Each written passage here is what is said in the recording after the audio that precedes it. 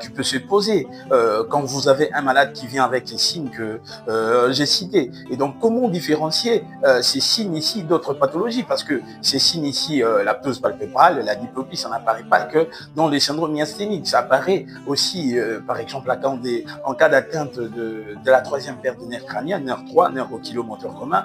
Il y a aussi la ptose palpébrale et il y a aussi la diplopie. Alors, comment un médecin, un clinicien va différencier qu'il s'agit d'un syndrome myasthénique et non de l'atteinte de nerf 3? C'est facile parce que on a dit que le syndrome myasthénique, dans les syndromes myasthéniques, pardon, la fatigabilité musculaire apparaît à l'effort et disparaît au repos. Et donc, les signes ici de la fatigue musculaire ne sont pas constants dans le syndrome myasthénique. C'est-à-dire que on va voir au repos, il y aura amendement de ces signes.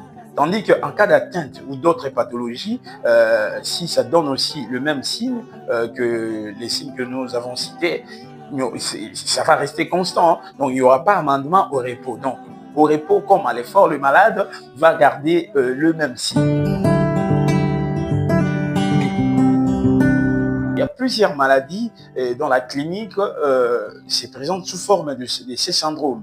Et la première et la plus fréquente d'ailleurs, d'emblée quand on parle des syndromes myasthéniques, on vout la maladie que je vais citer ici, la myasthénie grave ou la myasthénie auto-immune, qui a été découverte au XVIIe siècle par M. Willis. D'ailleurs, d'emblée quand on parle des syndromes myasthéniques, on voit la myasthénie grave.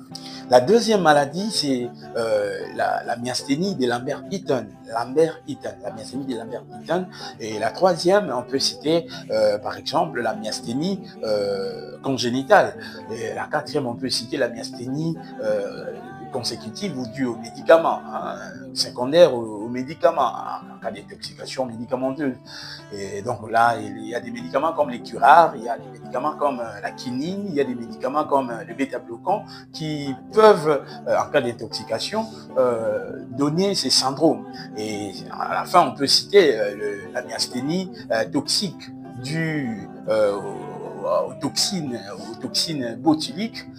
Donc là, ce sont les maladies que généralement, quand on parle des syndromes myasthéniques, on voit ces maladies, mais la première est la plus importante. Donc c'est d'ailleurs notre sujet aussi d'aujourd'hui, la myasthénie grave.